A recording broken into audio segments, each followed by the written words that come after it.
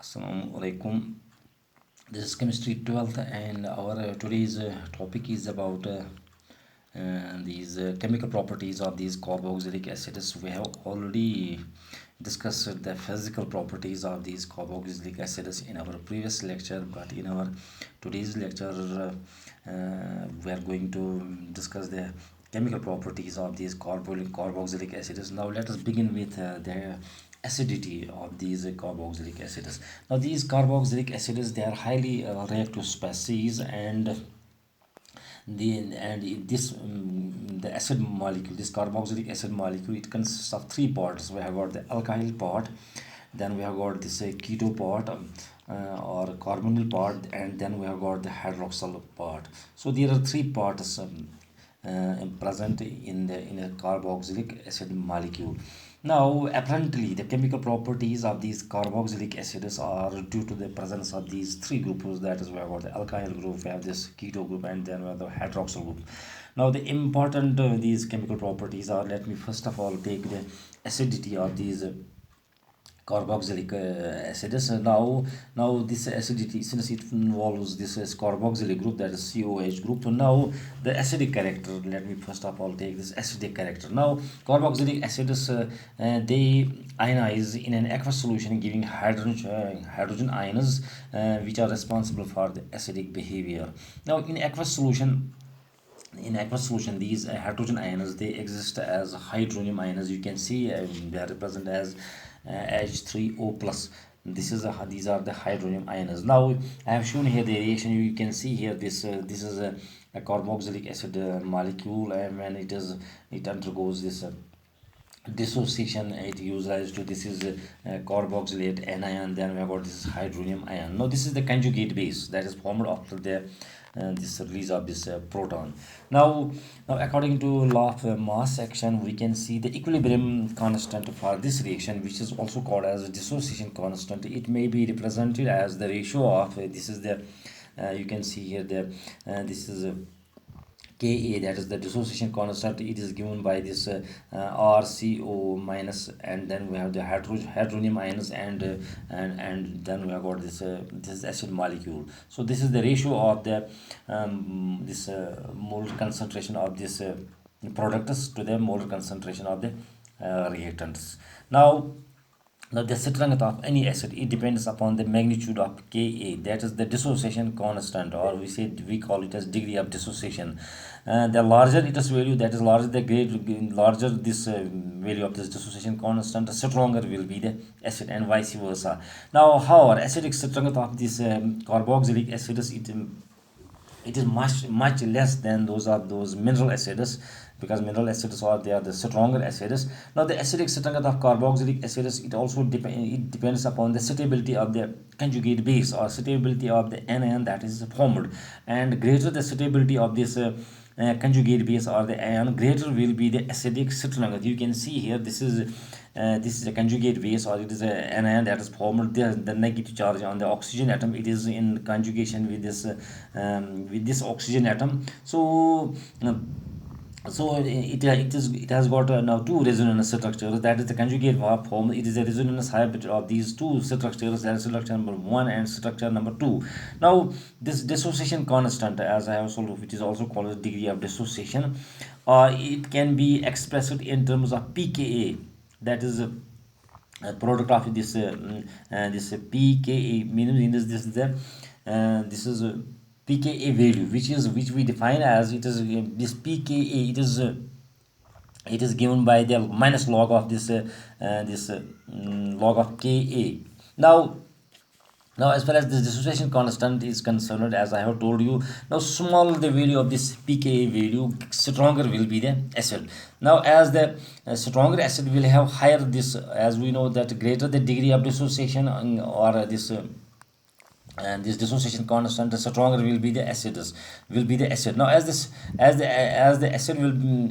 stronger acid will have a high value of this dissociation constant, but it will have a smaller value of this pKa, while as a weaker acid will have smaller this this dissociation constant. That means in a weaker acid we have got smaller value of this dissociation, but it will have higher pKa value. So pKa value for this weaker acid will be greater, while as the pKa value for a stronger acid it will be less, or it will be smaller. Well, that is larger the value of pK, that is larger the value of pKa, weaker is the acid, and vice versa. Now the dissociation constant and pK values of some acids I have shown here. This is formic acid, you can see it is methanoic acid, and it is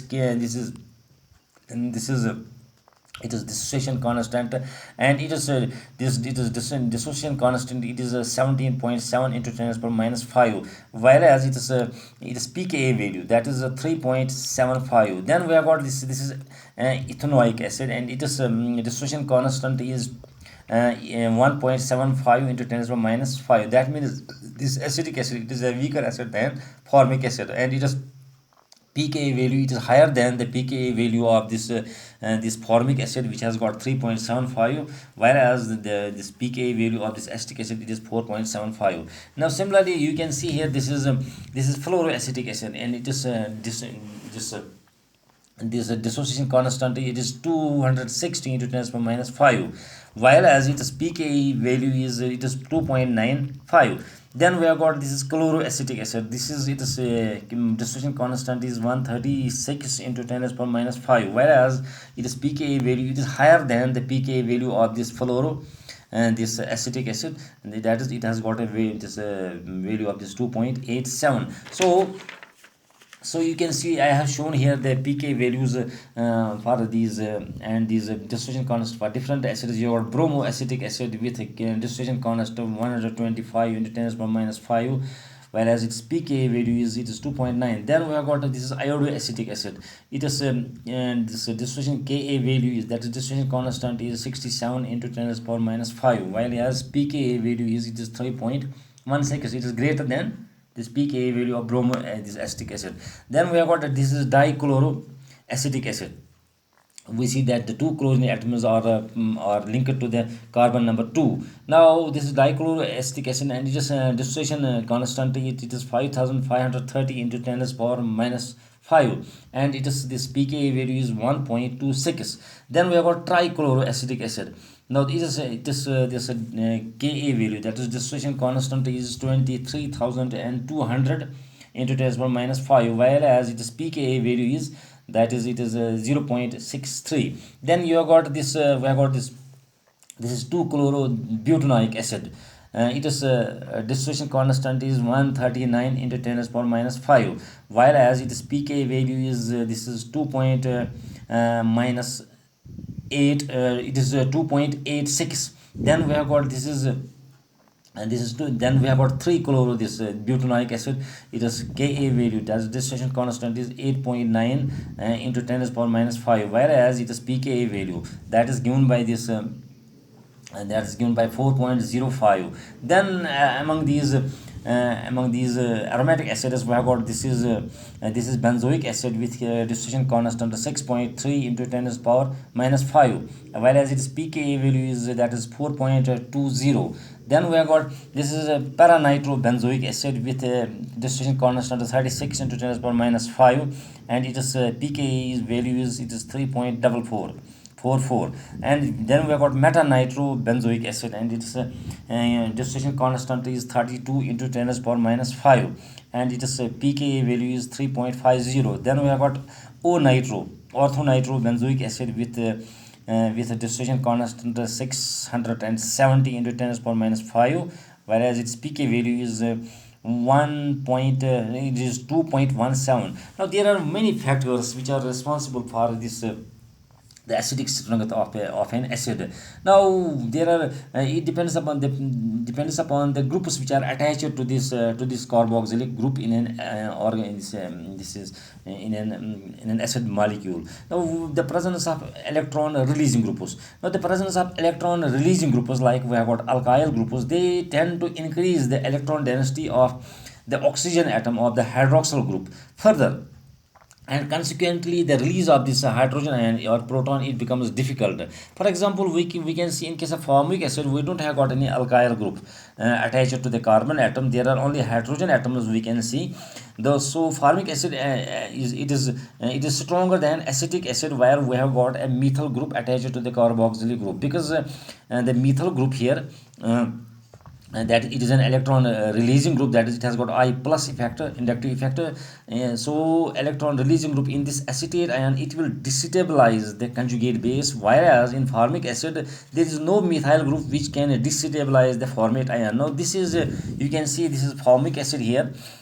This is formic acid. When it loses this proton upon it undergoes dissociation, giving this formate ion, and you can see here we don't have got any this alkyl group, whereas in acetic acid, upon losing this proton, it gives this acetate ion. So there is a methyl group which acts as an electron donating group, and this tends to destabilize this conjugate base, because it tries to increase the electron density further on this oxygen atom.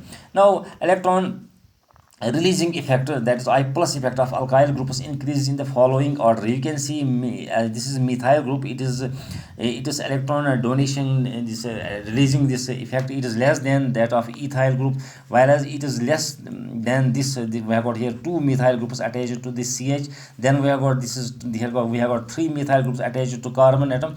Now so this goes on, this inductive I plus effect, it goes on. This is methyl has got, it goes on increasing, whereas this one has got, methyl group has got the least. Now thus the order of acidic strength decreases in the following order. We can see this is methanoic acid, it is more stronger than ethanoic acid, and this acidic acid, it is more stronger, its acidic strength is more than that of propanoic acid, whereas the acidity of propanoic acid is more than that of this is isobutyric acid now, or butanoic acid. Now you can see here this we can see here this is formic acid, it is more stronger than benzoic acid, while benzoic acid is more stronger than acetic acid. Now this is due to the presence of these groups, as I have shown here. These are the electron donating groups, as they try and tend to increase the electron density of this anion further, and thus destabilizing this conjugate base. And obviously we see the acidic strength will get on and goes on decreasing with the increase in number of these alkyl groups or electron donating groups. Then we have got electron withdrawing groups. Now these electron withdrawing groups attached to the conjugate base, they will tend to decrease the electron density on the oxygen atom of the hydroxyl group further, thus providing stability to the conjugate base, that is the anion. Now chlorine is an electron attracting atom. As we know, it has got a minus I inductive effect. It withdraws the electrons from carbon to which it is attached. Now as a result of this, we can see as a result of this, the electrons are withdrawn more strongly towards the oxygen atom of the hydroxyl, this OH bond, and thus it promotes the release of protons. So acidic strength increases. Therefore chloroacetic acid is stronger than acetic acid. You can see here this is acetic acid, where we don't have got any halogen atom. Now it is this dissociation constant, it is 1.75 into 10 to the power minus 5, whereas this is chloroacetic acid, it has got this chloroacetic acid, it has got this dissociation constant, it is 136 into 10 to the power minus 5, so it is more than that of acetic acid. Now as the distance of the halogen atom increases from the carboxylic group, the magnitude of this inductive effect, that is I minus I effect, it decreases, and consequently the acidic strength also decreases. Now we can see then we have got another factor, that is the number of halogen atoms. With the increase in the number of halogen atoms, the magnitude of inductive effect, that is minus effect, it also increases, and acidic strength also gets increased. You can see this is here we have got one chlorine atom over here. This is chloroacetic acid with its dissociation constant is 136 in 10 to the power minus 5. Then it is less less acidic, then this is a acetic acid, with it is this dissociation constant, that is 5530. And then we have got, it is less this acidic than this is trichloroacetic acid, with it is dissociation constant 23,200 into 10 as power minus 5. So this is when the number of these halogen atoms get increased. So on increasing the number of halogen atoms, the withdrawal of electrons, or the electron withdrawing, the magnitude of withdrawing effect, it gets increased. And obviously the stability of the conjugate, this base, that also gets increased. And once the stability increases, the acidity, the release of proton becomes easy, and the acidic strength also gets increased. So then we have got many more factors. We will discuss them in our next lecture, nature of the halogen atom. So this is for today. Thank you.